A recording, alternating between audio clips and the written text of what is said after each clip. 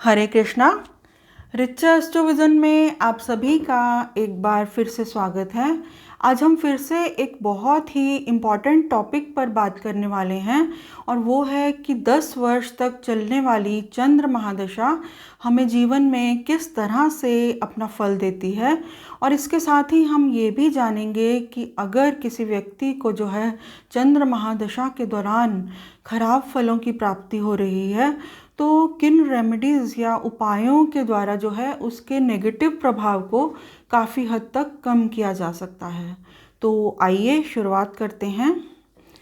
देखिए, चंद्रमा को ज्योतिष में मन का कारक माना गया है और सभी ग्रहों में चंद्रमा की दशा जो गति है उसे सबसे तेज़ माना गया है।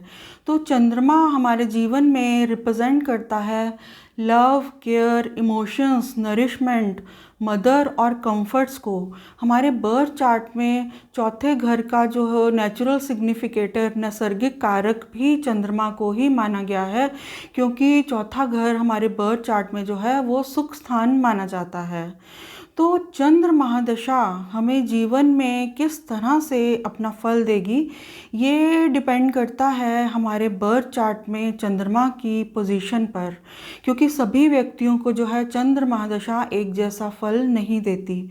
और अक्सर चंद्र महादशा के दौरान जो व्यक्ति हैं वो दिमाग से नहीं बल्कि दिल से काम लेते हैं, वो ज़्यादा जो है प्रैक्टिकल नहीं हो पाते।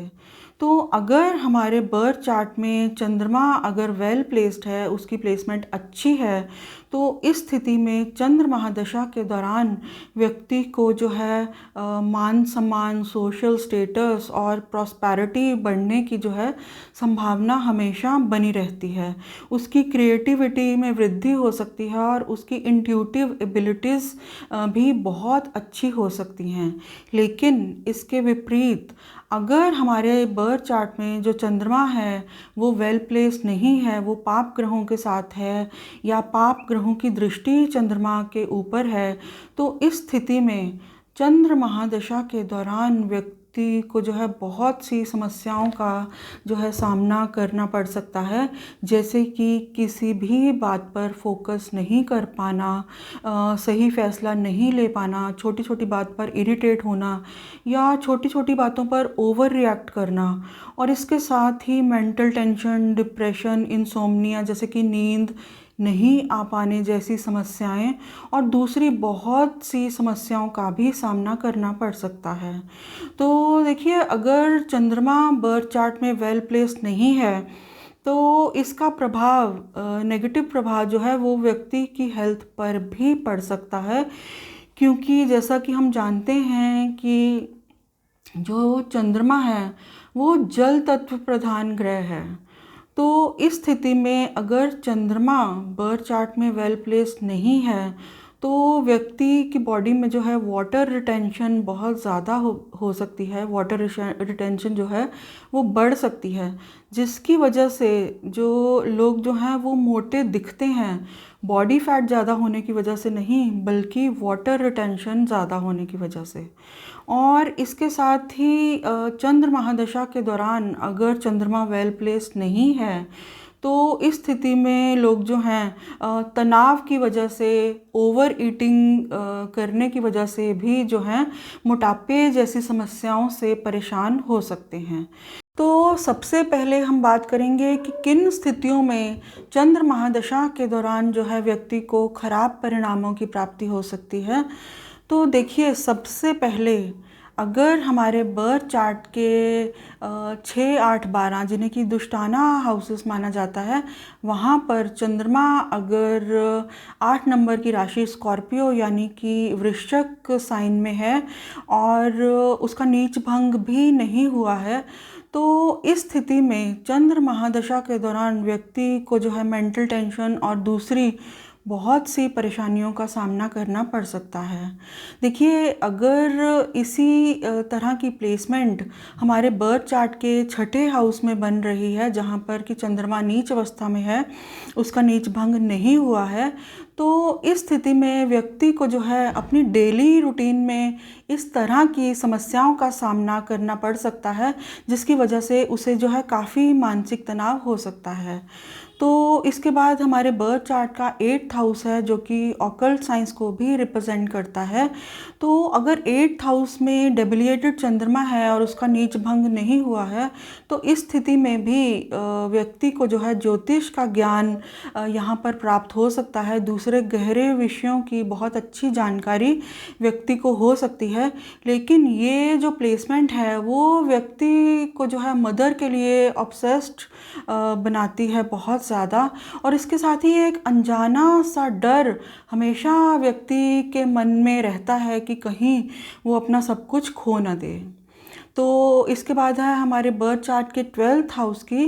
तो देखिए, अगर यही स्थिति हमारे बर्थ चार्ट के 12th हाउस में बनती है, डेबिलिएटेड चंद्रमा वहाँ पर प्लेस्ड है, तो इस स्थिति में व्यक्ति को जो है मानसिक तनाव हो सकता है और उसे नींद नहीं आने जैसी समस्याओं का भी सामना करना पड़ सकता है। तो इसके बाद मैं ये भी कहना चाहूँगी कि अगर हमारे बर्थ चार्ट में चंद्रमा अगर पाप ग्रहों के साथ है, जैसे कि राहु या केतु या शनि के साथ है, या पाप ग्रहों की दृष्टि जो है वो चंद्रमा के ऊपर पड़ रही है, तो इस स्थिति में जो है व्यक्ति को जीवन में बहुत सा मानसिक तनाव और अप्रिय घटनाओं का सामना करना पड़ सकता है।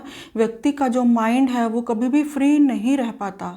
वो हमेशा जो है छोटी छोटी बातों में ही व्यक्ति जो है वो उलझा रहता है, अपने तानों बानों में ही जो व्यक्ति है वो उलझा रहता है, और उसे छोटी छोटी बातों से भी जो है बहुत बार जो है बहुत ज़्यादा मेंटल टेंशन का सामना करना पड़ सकता है।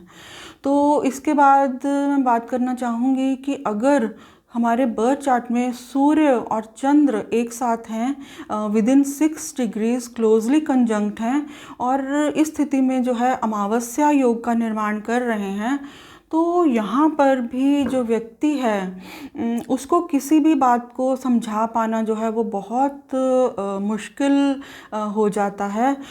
भले ही व्यक्ति के पास जीवन में सब कुछ हो, लेकिन एक डिससैटिस्फैक्शन की फीलिंग जो है वो हमेशा उसके मन में हमेशा रहती है, और उसका मन जो है हमेशा ऑक्यूपाइड ही रहता है।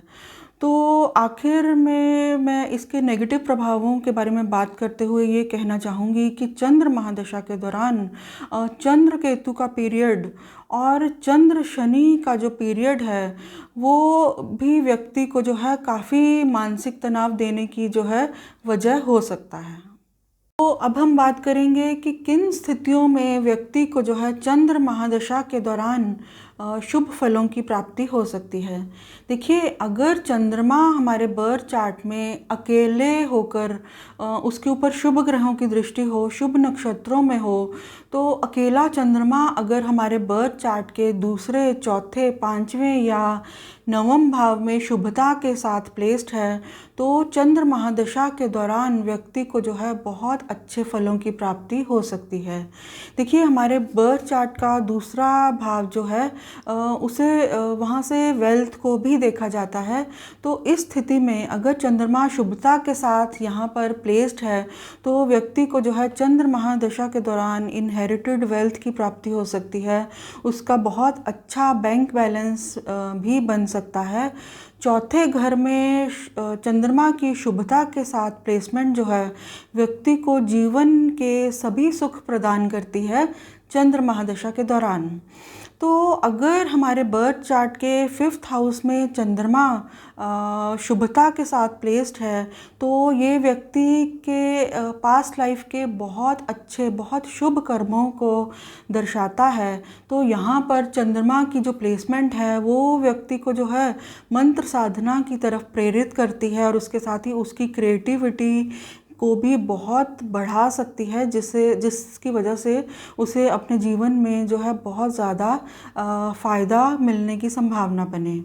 तो हमारे बर्थ चार्ट के 9th हाउस में, जो कि हमारा भाग्य स्थान और धर्म स्थान भी माना जाता है, तो वहाँ पर अगर चंद्रमा शुभता के साथ प्लेस्ड है तो व्यक्ति को जो है जीवन में मान सम्मान, सोशल स्टेटस की प्राप्ति करवाता है यहाँ पर शुभ चंद्रमा।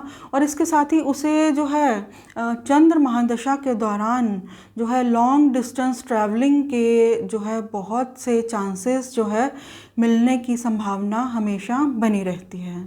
तो आखिर में मैं ये कहना चाहूँगी कि अगर किसी व्यक्ति को चंद्र महादशा के दौरान खराब फलों की प्राप्ति हो रही है तो उस व्यक्ति को जो है मेंटली चैलेंज लोगों की, जो मानसिक रूप से परेशान व्यक्ति हैं, उन लोगों की जो है मदद जैसे जिस भी तरह से पॉसिबल हो उस तरह से जो है उनकी मदद जो है वो ज़रूर करनी चाहिए। और इसके साथ ही चंद्रमा के खराब फलों के प्रभाव को जो कम करने के लिए महादेव शिव की आराधना से बढ़कर कोई दूसरा उपाय जो है वो हो ही नहीं सकता। तो चंद्रमा के खराब प्रभावों को दूर करने के लिए भगवान शिव के किसी भी मंत्र से उनकी आराधना की जा सकती है प्रतिदिन 108 बार, या जितना भी ज़्यादा कोई व्यक्ति कर पाए। और ये उसे स्पेशली जो है पूर्णिमा पर, फुल मून के अवसर पर जो है ऐसा ज़रूर करना चाहिए। तो इन सभी छोटी छोटी बातों को जीवन में अपना कर जो है व्यक्ति जो है चंद्र महादशा के नेगेटिव प्रभावों को जो है वो काफ़ी हद तक कम कर सकता है और एक बहुत अच्छा जीवन जो है वो जी सकता है। तो ये था मेरा छोटा सा एनालिसिस। अगर आपको ये वीडियो अच्छा लगा हो तो प्लीज़ मेरे चैनल को सब्सक्राइब करें, मेरे वीडियो को लाइक करें। हरे कृष्णा।